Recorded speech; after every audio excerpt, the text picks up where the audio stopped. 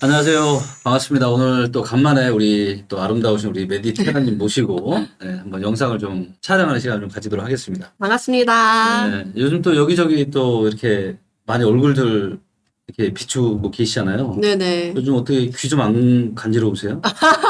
요새 좀 힘들죠? 네? 귀가 너무 많이 아니, 간지러워가지고. 아니, 굉장히 오래 살 것 같아요. 그러게요. 아니, 보약을 안 먹어도 될 것 같아. 네? 장수할 것 같아요.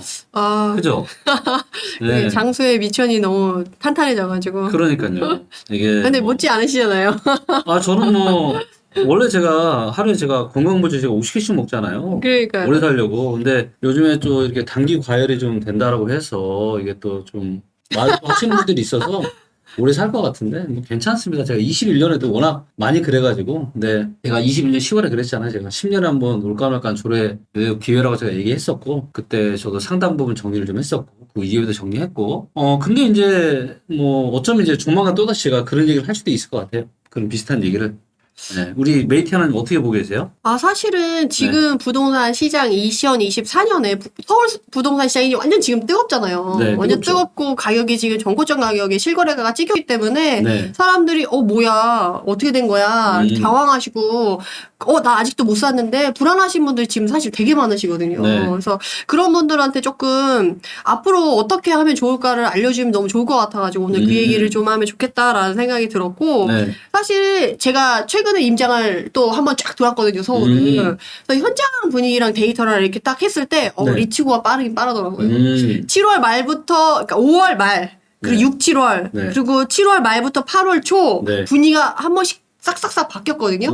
근데 이번에 또 보니까 7월 말부터 분위기가 바뀐 게 또 리치고에 반영이 되어 있더라고요, 보니까. 네. 그래서 확실히 리치고 빠르다라는 거를 네. 다시 한번 느꼈고, 이번 서울 부동산 시장이 사실 5월 말까지만 해도 23년 반등 시장이랑 비슷하게 이제 많이 떨어졌으니까 올라가고 이렇게 출렁출렁임에 가는 부분이랑 비슷하게 갔었어요. 그래서 네. 하나 거래되면 그거보다 조금 더 높은 가격에 이제 매물이 나오고, 그럼 그거 하나 거래되고 이런 식으로 천천히 이제 근거를 가지고 네. 천천히 올라가고 있었는데 네. 5월 말이 지나서 네. 6, 7월 달에 네. 7월 초까지만 하면 그때는 근거 없이 그냥 매도자 맘대로 단기로 1억, 2억, 3억 자 높은 거 질러. 높은 거 사주는 사람한테 팔게. 네. 아니면 안 팔아. 그래서 사러 가겠다. 나 이거 사겠다. 네. 계좌를 달라고 하면 그 자리에서 5천 올리고 와. 5천 올리고 그런 지역이 있고, 심지어는 어떤 지역은 나 이제 이거 사겠다. 뭐 15억 가격대가 15억이었다. 네. 그냥 17억, 18억을 부르는 거예요. 이건 사지 말라는 얘기지. 뭐 그런 지역도 있었고, 뭐 거래 안 하겠다. 네. 이런 시장이 막 있다 보니까 야. 어떻게든 이거 시장 너무 뜨거운 거 아니야? 그러면서 막 추격하면서 사고 싶어 하시는 분들, 그리고 그걸 못 사신 분들이 지금 엄청 마음이 막 이러시지 않을까 싶어요. 근데 그런 분들이 보면 다 초보들이잖아요. 무주택자분들이시죠. 그러니까. 이제 실수요자분들이시죠. 그러니까요. 초보자분들. 그러니까. 네. 그러니까 저는 사실 개인적으로 너무 안타까운 게, 솔직히 뭐 주변 우리 매디님이 인정하는 고수들 있잖아요. 네네네. 그분들 지금 사요? 안 사죠. 안 사잖아요. 솔직히 저도 이번 시장에 돈이 있고 무주택자여도 2022년 하반기 23년 초면 사도 지금은 안 살 것 같아요. 절대 안 사죠. 네네네. 네. 그러니까 지금 사람들이 착각하는 게, 이제 올라가면 더 올라갈 줄 아는데 올라갈수록 저는 위험해지고 있다고 좀 보고 있거든요. 맞아요. 네. 그리고 지금 올라가는데 그 상승의 기반이 되는 근거가 네. 사실 사람들의 심리를 자극하는 요인의 심리밖에 없지. 그렇죠. 뭐 경기가 좋아졌다거나 뭔가 에너지가 모여서 그걸 받쳐준다거나 이런 게 없거든요. 네네. 대출 금리가 싸졌다. 금리가 인하될 거다. 향후 2, 3년 후에 공급이 부족할 거다라는 기반으로 마련된 불안 심리로 조성된 수요층이 이제 가세를 하면서, 그렇죠. 그리고 절대 인구 감소할 거라고 생각하니까 대전에 사시는 분들도 서울에 사시고 뭐 부산에 사시는 분들도 서울에 사시고 뭐 이런 식으로 가면서 그 수요가 서울에 그냥 다 몰려서 몰빵이 돼서 만들어낸 이 시장이라서 네. 사실 이게 한계가 분명히 존재하고, 명확하죠. 이게 기간이 그렇게 길기가 어려운 시장이라서 이거를 지금 전고점 가격까지 온 걸 추격 매수한다? 이건 너무 좀 근데 이게 또 뭐 항상 이게 시장이 대부분은 두 부류잖아요. 맨날 상승만 얘기하는 사람, 맨날 하락만 얘기하는 사람, 또 이제 그 사이 상승과 하락을 얘기하시는 분들 이렇게 있는데, 그 상승을 얘기하시는 분들은 왜 지금도 상승을 얘기하는 거라고 생각하세요? 도대체 무슨 이유와 목적 때문에? 지금 모양이 그렇다는 거지. 그렇죠. 지금 모양은 뜨거운 건 맞지. 지금 모양이 뜨겁다. 네. 그거죠. 근데 중요한 건 지금 뜨거운 건 인정. 그러면 내가 지금 사면은 부동산은 이 취득세에 들어가죠. 취등록세에 들어가죠. 보유세에 들어가죠. 그다음 중개수수료 내야죠. 진입 장벽이 있잖아요.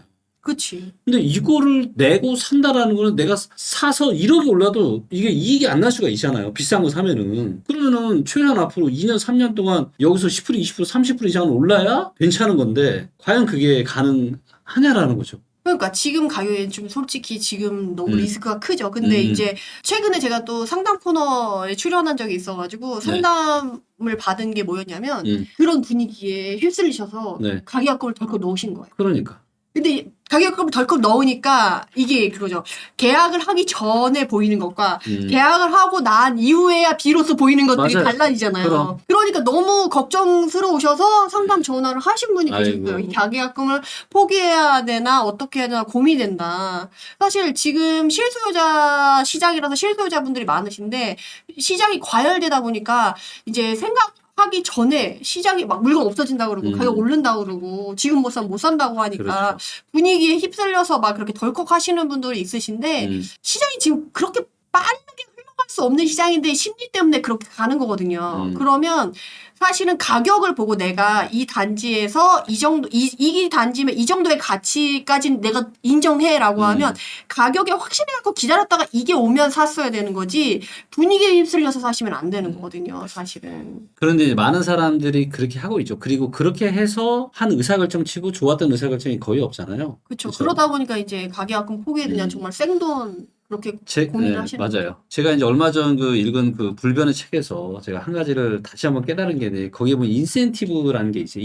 인센티브가 굉장히 강력하다. 뭐 예를 들면 우리 메디님 같은 경우는 부동산 전문으로 활동도 하시고 또 이렇게 본인도 홍보하시고 강의도 하시고 이렇게 하시잖아요. 네네. 이게 어떻게 보면 본인의 인센티브잖아요. 그렇죠. 커리어를 근데- 쌓는 거죠. 근데 왜 자꾸 저기 부동산 지금 못 올라간다 이런 얘기를 하시는 거지? 솔직히 저는 네. 부동산 가격이 이제 그만 떨어지고 갔으면 좋겠다라는 저도 보유물건이고 투자자이기 때문에 저는 이게 부동산 시장이 빨리 좋아졌으면 좋겠다라는 걸 정말 기우제라도 지내고 싶은 사람이거든요. 근데 시장 상황상 이미 갖고 있던 사람들은 리스크가 없어요. 근데 지금 움직이는 사람들은 지금 가격에 움직이면 너무 리스크가 커지기 때문에 그렇죠. 저도 워낙 안 좋은 그 경제 상황에서 시작했고 그 사람들의 마음을 10분 이해하고 있고 그렇게 하기 위해서 자산을 끌어올리려면 어떻게 해야 되는지를 저는 그 과정을 거쳐왔던 사람이라서 약간 그걸 말씀드리고 싶은 마음이 커요. 그러다 보니까 지금 시장은 조금 리스크가 하다라고 말씀드릴 수밖에 없는 거라서 그렇죠.